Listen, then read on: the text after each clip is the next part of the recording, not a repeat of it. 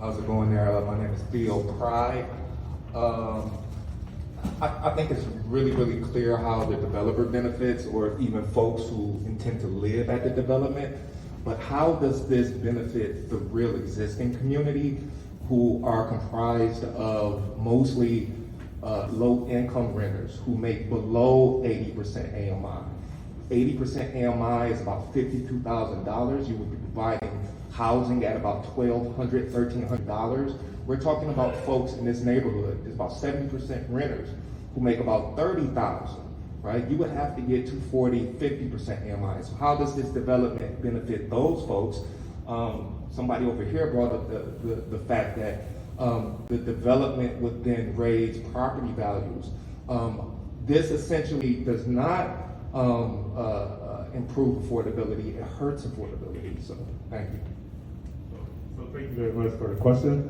So I think the most direct impact and it was very interesting the last meeting to hear actual resident of the project that's closest to the development saying, I would love for this eyesore to no longer be what they look at. So the direct impact of having this vacant building, the traffic that happens there, the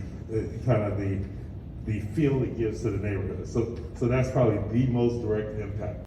But also, one of the particularly nice things about that development that's closest, the actual affordable housing project, capital A affordable housing, is that it's locked in. Those rents aren't going up based upon the development around the area. So the area just gets nicer around that place.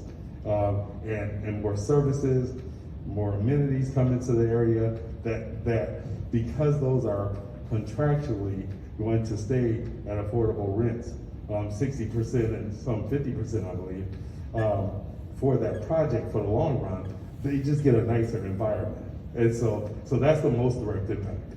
But in terms of the property values rising, one of the nice things that was explained earlier about how Michigan tax code works is that your taxable value can only go up by the lower of 5% or inflation. So you get properties, and a lot of property owners around Detroit will have experienced this kind of just stable, not increasing property values that people normally expect in a lot of areas. So you can't borrow against your house. You can't, to do improvements or to help pay for college or to start a new business or any of those things. We've had this long, flat, non-increasing value. So having this type of development that pushes up the values without pushing up the taxes that people are paying, that's that wealth creation where you hear about the difference between on average black wealth and on average white wealth. A huge chunk of that is the value of the home, whether it's been increasing or not.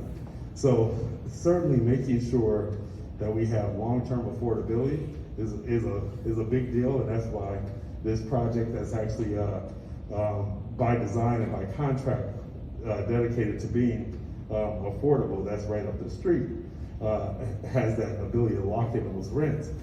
But creating that upward value that Detroiters normally haven't been experiencing over the last 40 years, that's a big direct impact.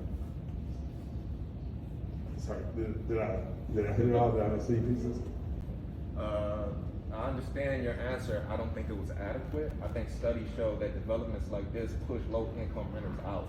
I think that's very clear. And I think if you would have addressed that, I would have understood, but you danced around it and you provided an answer that aligns with your intent. This type of development pushes low-income people out. It does. Now, what can be done to provide assistance and support for those people? That's where you should have went. But I understand, brother.